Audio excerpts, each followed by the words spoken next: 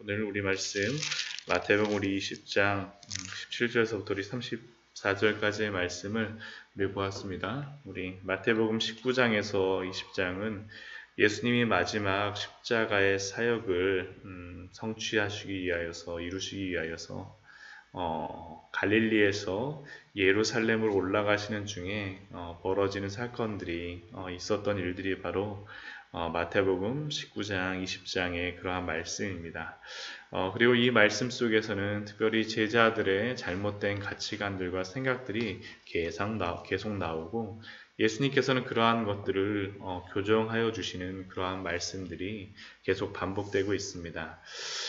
그것은 예수님이 마지막 십자가 사역을 앞두고 남겨질 제자들에게 또한 십자가의 길을 예수님의 뒤에서 따라가야 하는 제자들에게 또 우리들 십자가의 길 예수님을 따라서 가기를 소원하는 우리들에게 어떠한 마음으로 어떠한 생각으로 예수님의 길을 따라가야 되는지를 알려주시기 위하여서 또한 이 말씀을 또한 이렇게 자세하게 여러 사건들을 많이 기록한 것 같습니다. 예수님의 그런 공생의 3년 속에서 갈릴리에서 예루살렘에 올라가시는 이 사건을 이렇게 굉장히 2장씩이나 3년에 이게 뭐 길어봤자 많이 돼봤자 몇 개 한두 달 정도밖에 안 될 텐데 근데 그걸 이렇게 자세히 기록해 놨다라는 것은 이 길을 따라가면서 우리에게 또한 제자들에게 필요한 말씀이라는 것을 또한 반증하는 그러한 의미일 것입니다. 오늘 말씀을 보게 되면 예수님께서 제자들과 같이 예루살렘으로 올라가려 하실 때 많은 무리들도 따랐습니다. 근데 17절 말씀 보면 12제자를 따로 데리시고 길에서 이르셨다라고 합니다. 따로 데리고 이르셨습니다. 보통 사람들에게는 무리들에게는 이야기한 것이 아니라 12제자에게만 말씀하셨습니다. 그것이 무엇입니까? 18절과 19절에서 그 말씀을 이야기하는데 예수님이 예루살렘에 올라가시는 그 이유, 올라가서 무슨 일이 벌어질지를 제자들에게 알려주시는 겁니다. 보라 우리가 예루살렘으로 올라가노니 인자가 대제사장들과 서기관들에게 넘겨주매 그들이 죽이기로 결의하고 제자들은 예수님이 올라가시게 되면 대제사장들과 서기관들이 예수님을 맞아줄 거라고 생각했을지 모르고 기대했을지 모르지만 그것이 아니라 예수님은 그들의 이익에 의해서 죽음을 당하는 그러한 이유가 될 것이라는 것을 예수님은 제자들에게 말씀하십니다. 또 19절 말씀 보면 무슨 말씀입니까? 이방인들에게 넘겨주어 그를 조롱하며 채찍질하며 십자가에 못 박게 할 것이나 제3일에 살아나리라. 그리고 로마인들에게 넘겨져서 조롱당하고 채찍질 당하고 십자가에 못 박힐 것이다라는 것을 더 자세히 말씀하여 주십니다. 사실 이러한 그 예수님의 순환 예고는 마태복음 20장에서 뿐만 아니라 16장에서도 마태가 예수님에 대하여서 신앙 고백을 한 후에 주는 그리스도시요 살아계신 하나님의 아들입니다라는 그러한 고백을 듣자마자 이것에 대해서 첫 번째로 말씀하시고 두 번째로 17장에서 변화산에서 그러한 예수님의 변화된 모습, 예수님이 어떤 분이다라는 것을 알려주셨을 때 또 다시 알려주시고 난 후에 이 길을 올라가시면서 세 번째 예수님이 제자들에게 알려주시는 것입니다. 왜 예수님께서 제자들에게 이것을 알려주시겠습니까? 그것은 제자들로 하여금 믿음에서 떨어져 나가지 않도록 하기 위해서 예수님께서 준비하여 주시는 것입니다. 실제로 제자들은 예수님이 십자가에 달리실 때 다 두려워서 뿔뿔이 흩어지지만 그들은 그 후에 예수님의 이 순환과 고난에 대한 그러한 예고들을 기억하였을 것입니다. 그리고 이것이 단순히 예수님이 힘이 없어서 달리시는 것이 아니라 하나님이 계획하신 그러한 일이었었고 또한 이것을 통하여서 또한 뒤에 나오는 것이 무엇입니까? 마지막 19절 후반전에 제3일에 살아나리라. 예수님이 비록 돌아가셨지만 다시 부활하실 것에 대한 소망을 이들은 이 말씀을 기억하면서 분명히 다시 한번 되새겼을 것입니다. 죽으셨지만 살아나실 것에 대한 그러한 소망에 대한 준비들. 그렇다면 제자들은 예수님이 이러한 말씀을 3번씩이나 말씀하시고 이번 3번째에는 굉장히 구체적으로 말씀하십니다. 그 앞에 두 번에서는 제사장들, 서기관들 이렇게 말씀 안 하시고 그들이 넘겨주는 것을 말씀 안 하시고 그냥 고난을 당하시고 죽으실 것이다라고만 이야기했는데 여기에서는 거의 완벽하게 예수님의 그러한 십자가의 사역에 대해서 완벽하게 말씀하십니다. 십자가에 달리실 것까지 말씀하십니다. 이러한 예수님의 구체적인 이야기를 듣고 제자들이란 반응이 무엇일까요? 놀랍게도 이 뒤의 말씀, 20절 이후의 말씀을 보면 예수님의 이러한 3차례에 걸친 순환 예언에도 아무런 준비도 하지 않고 제자들은 그것에 대해서 하나도 이해하지 못하고 그것에 대해서 생각하려고도 하지 않고 아무런 준비가 되어 있지 않았습니다. 20절 말씀을 보면 그때라고 합니다. 그때 예수님이 이러한 순환 예고를 하신 후에 무슨 일이 벌어집니까? 세베대의 아들의 어머니가 와서 예수님께 무엇을 절하면서 예수님께 무엇을 구합니다. 굉장히 간절하게 무엇을 구하죠. 이 세베대의 아들의 어머니가 누구입니까? 야고보와 요한의 어머니입니다. 살로메인데 근데 이 여인이 와갖고 예수님께 마지막으로 예루살렘에 올라가시는 것이 얼마 남지 않았으니까 지금 여리고에 거의 와서거든요. 여리고에서 예루살렘까지는 한 27km, 30km 내외니까 거의 다 왔습니다. 그때 절하면서 무엇을 구하냐면 21절 말씀 보면 무엇입니까? 나의 이 두 아들을 한 명은 주의 우편에 한 명은 주의 좌편에 앉게 하소서. 예수님께서 지금 길에서 마지막 순환 예고를 하신 지 얼마나 되었다고 그들의 어머니가 와서 지금 아들들의 성공을 위해서 청탁을 하고 있는 겁니다. 야고보와 요한의 어머니만 이렇게 생각했을까요? 아닐 겁니다. 분명히 야고보와 요한도 이렇게 생각하고 있었던 것 같습니다. 예루살렘에 올라가셔서 로마를 다 무찌르고 왕이 되셔서 대제사장들과 서기관들이 예수님을 십자가에 못 박는 것이 아니라 존경하는 모습을 그들은 상상하고 기대했던 겁니다. 그런데 왜 이 야고보와 요한의 어머니는 무리수를 두면서까지 이렇게 청탁을 했을까요? 그것은 이 배경적인 그 상황들을 좀 한번 생각해 보면 참 재미있습니다. 앞에 우리 19장의 27절 말씀 보면 베드로가 예수님께 이렇게 이야기하죠. 우리는 모든 것을 버리고 주를 따라 싸우니 그런즉 우리가 무엇을 얻으리까 하면서 예수님께 질문하였는데 그 뒤에 보면 예수님께서 하시는 말씀이 뭐냐면 먼저 된 자가 나중되고 나중된 자가 먼저 될 자가 많다라고 말씀하시고 우리가 새벽 예배 때 보지는 않았지만 우리 20장 1절에서부터 15절 말씀에서 16절 말씀에서도 이 베드로가 이러한 말을 우리에게 무슨 상이 있습니까? 라는 그러한 이야기를 했을 때 그것에 대한 비유로서 말씀하시고 나서 마지막에 말씀하시는 것도 이겁니다. 16절 말씀 보면 이와 같이 나중된 자로서 먼저 되고 먼저 된 자로서 나중되리라. 여태까지 베드로가 가장 앞서 있는 제자로서 그들이 생각했는데 이 야고보와 요한도 예수님께 인정받는 제자이지만 베드로 다음이라고 자신들을 생각했는데 먼저 된 자가 나중되고 나중된 자가 먼저 된 자라는 이야기를 듣자 아마 이들은 이때구나라는 그런 생각들을 하였던 것 같습니다. 그래서 이렇게 무리수를 두었다라고 생각할 수 있습니다. 그렇다면 이러한 살로메, 야고보와 요한의 어머니의 요청에 대하여서 예수님께서 무엇이라고 대답하십니까? 22절 말씀 보면 너희가 구하는 것을 알지 못하는도다. 아예 너희가 깨닫지도 못한다라는 거죠. 도대체 무슨 생각으로 너희가 이런 얘기를 하는지 너희가 참 알지 못하는구나, 무식하구나. 예수님 사실 그렇게 이야기하신 것입니다. 그리고 또한 뭐라고 말씀하십니까? 내가 마시려는 잔을 너희가 마실 수 있느냐. 성경에서 이 잔이라는 이야기가 나올 때마다 구약 성경에서도 보면 대부분 심판에 대한 그러한 것으로서 많이 이야기합니다. 하나님의 심판의 잔에 대해서 이야기합니다. 이 예수님이 마시는 잔이 무엇입니까?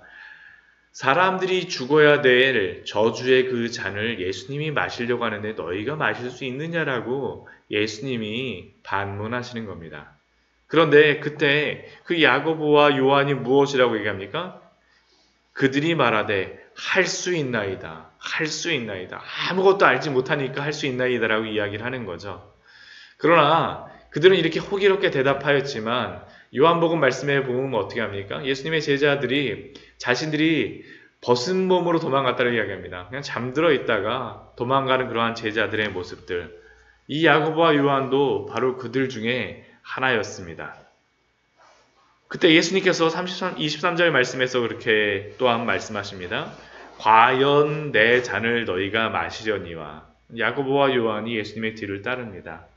내 좌우편에 앉는 것은 내가 주는 것이 아니라 아버지께서 누구를 예비하셨든지 그들이 얻을 것이니라. 예수님조차도 이 모든 권한을 하나님께 맡기고 있습니다. 그런데 이렇게 예수님이 말씀하셨을 때 나머지 제자들의 반응이 무엇입니까? 24절 말씀을 보면 10제자가 듣고 야고보와 요한이 빠지니까 10제자죠. 베드로까지 포함해갖고 10제자가 듣고 그 두 형제에 대하여 분이 여기거늘. 제자들이 왜 이것에 대하여 분이 여깁니까? 예수님이 마지막 순환에 대하여 오해한 야고보와 요한에 대하여서 분을 내었다면 참 좋았을 텐데 나머지 제자들도 예수님의 그 순환의 말씀에 대하여 순환 예고에 대하여서 제대로 이해하지 못하였기 때문에 이들은 야고보와 요한에게 대해서 엄마까지 대동해갖고 이렇게 행하는 이러한 일들에 대해서 시기와 질투로 정말 분이 여긴 것이었습니다. 참 얼마나 놀라운 이야기입니까? 십자가에 달리시기 위해 올라가시는 그 마지막 길에서도 이렇게 누가 더 좋은 자리를 얻을 것인가를 놓고 누가 더 큰 자인가를 놓고 싸우는 모습은 참 당황스럽기까지 합니다. 앞에 18장에서도 동일한 누가 큰 자, 천국에서 누가 큰 자입니까? 라고 물었던 것이 더 큰 시기와 질투가 이들 안에 있었던 것을 우리는 발견할 수 있습니다. 분이 여기거늘. 그때 예수님께서는 이들에게 말씀하십니다. 이들이 하고 있는 것이 세상의 그러한 생각이라는 거죠. 25절 말씀 보면 이방인의 집권자들이 그들을 임의로 주관하고 그 고관들이 그들에게 권세를 부리는 줄을 너희가 알거니와.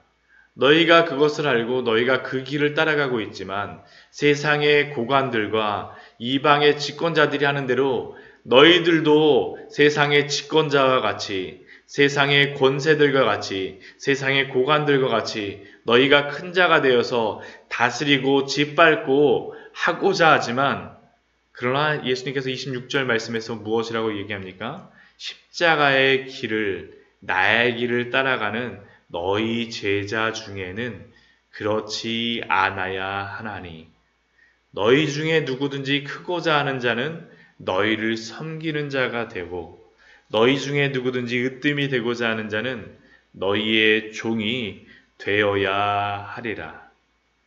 어제 우리 주일 말씀으로 이야기를 하게 되면 온유한 자가 되어야 된다라는 거죠. 너희가 큰 자가 되고자 하면 온유한 자가 되어야지만 그 땅을 기업으로 얻을 수 있음을 예수님께서 말씀하십니다.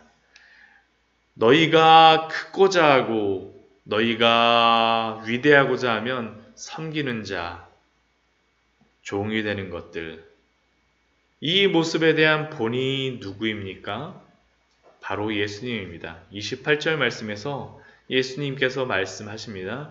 인자가 온 것은 섬김을 받으려 함이 아니라 도리어 섬기려 하고 자기 목숨을 많은 사람의 대속물로 주려 함이니라. 인자가 오신 목적이 섬김을 받으려는 것이 아니라 섬기려 하고 자기 목숨을 많은 사람의 대속물로 주려 함이라. 이 대속물의 의미가 무엇인지 아십니까? 이 대속물은 다른 것이 아닙니다. 죄인이나 포로가 감옥에 갇혀 있을 때 몸값을 지불하는 것, 그것을 속전이라고 하는데 그 몸값을 지불하는 것을 바로 대속물을 준다라고 이야기합니다. 예수님께서 지금 십자가의 길, 예루살렘에 올라가시는 것은 바로 자기 목숨을 많은 사람의 대속물, 죄로 인하여서 포로된 자들, 하나님의 원수된 그 자들을 향하여서 예수님께서 당신의 생명값을 생명의 그 하나님의 원수된 자들의 그 생명의 생명값으로 대신 지불하시기 위하여서 예수님께서 올라가시겠다라는 겁니다. 그리고 이것이 바로 예수님이 메시아 그리스도가 되신 방식입니다. 우리가 메시아 그리스도의 그러한 의미가 무엇이었습니까? 메시아 그리스도는 기름 부음 받는 자로서 제사장, 선지자, 왕에게 기름을 받았죠. 예수님이 이 세 가지 직무를 행하신다라는 겁니다. 근데 이 왕이 되신다는 의미가 무엇입니까? 다스린다라는 거죠. 다스린다라는 거죠. 근데 예수님이 다스리는 방식은 무엇입니까? 자기 목숨을 많은 사람의 대속물로 줌으로 말미암아 그들을 죄와 허물에서 살리시고 자기의 백성으로 삼으심으로 왕이 되시는 겁니다. 그냥 다스리시는 것이 아니라 살리심으로 다스리시는 것들, 그것이 바로 예수님이 왕이 되신 방식이고 그것이 바로 예수님이 다스리시는 방식이었습니다. 그리고 바로 나의 길을 따라가고자 하는 자는 이렇게 섬기는 자가 돼야 된다라고 예수님이 오늘 말씀을 통하여서 우리에게 알려주시는 겁니다. 그리고 이러한 사건이 있은 다음에 참 재미있는 일이 바로 뒤에 있습니다. 그것이 무엇입니까? 여리고에서 떠나갈 때 큰 무리가 예수님을 따르면서 맹인 두 사람이 따릅니다. 그러면서 그들이 예수님께 뭐라고 합니까? 주여 우리를 불쌍히 여기소서 다윗의 자손이여. 주여 우리를 불쌍히 여기소서 다윗의 자손이여. 그런데 이렇게 외치는 그러한 맹인들을 향해서 예수님께서 이렇게 외치자 사람들은 꾸짖어서 잠잠하라라고 이야기하는데 예수님께서는 그들을 불러서 질문하십니다. 32절 말씀에서 무엇이라고 질문하십니까? 너희에게 무엇을 하여 주기를 원하느냐? 너희에게 무엇을 하여 주기를 원하느냐? 그리고 그들은 주여 우리가 눈뜨기를 원하나이다 하고 예수님께서 그들을 불쌍히 여기셔서 그들의 눈을 만지시니 곧 보게 되어서 그들이 예수님을 따랐다라고 기록하고 있습니다. 그런데 우리는 왜 맹인의 눈을 뜨는 하는 사건이 왜 이곳에 기록되었는지 한번 곰곰이 생각해 보아야 합니다. 왜 그랬을까요? 지금까지 예수님은 마태복음 19장, 20장에서 갈릴리를 떠나신 후에 여리고로 오실 때까지 그리고 이제 얼마 남지 않는 그러한 예루살렘을 앞두고 이 여리고에서 이 예루살렘에 거의 도착하셨습니다. 지금까지 일어났던 일이 무엇입니까? 예루살렘에 오시기까지 계속적으로 제자들의 잘못된 가치관과 생각들을 바로잡아 주셨습니다. 지금까지 우리가 봤던 것이 결혼과 이혼에 대한 것들, 어린아이들을 쫓아내는 제자들의 모습들, 부와 재산에 대한 그들의 오해들, 자신들의 열심으로 상급을 많이 받겠다라고 주장하는 모습들, 또 오늘 말씀에서는 십자가의 길에 대해서 예수님이 말씀하셨음에도 불구하고 십자가에 달리실 것을 말씀하셨음에도 불구하고 전혀 이해하지 못하고 서로 큰 자리를 차지하겠다라고 싸우는 모습들, 사실 그들의 지난 예루살렘까지 오기까지의 그러한 여정은 흡사 맹인들과 같은 길이었다라는 거죠.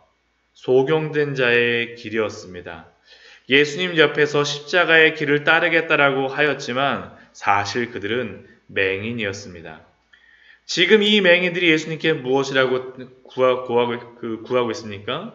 다윗의 자손이여 하면서 눈뜨기를 원하나이다라고 소리 지르고 있지만 실제로 눈을 떠야 될 자들은 바로 예수님 옆에서 지금까지 제자라고 하면서 십자가의 길에 함께했던 이 제자들이었습니다. 혹시 우리들은 어떻습니까? 아직도 예수님의 제자라고 하면서 예수님의 성도로 살기를 참된 성도로 살겠다라고 다짐하고 기도하고 있지고 또한 예수님의 십자가의 일을 따라가겠다라고 하면서 헌신하고 있다라고 주장하면서도 여전히 우리들은 눈을 감은 소경들처럼 막무가내로 죄의 길을 따라 걷고 있지는 않습니까?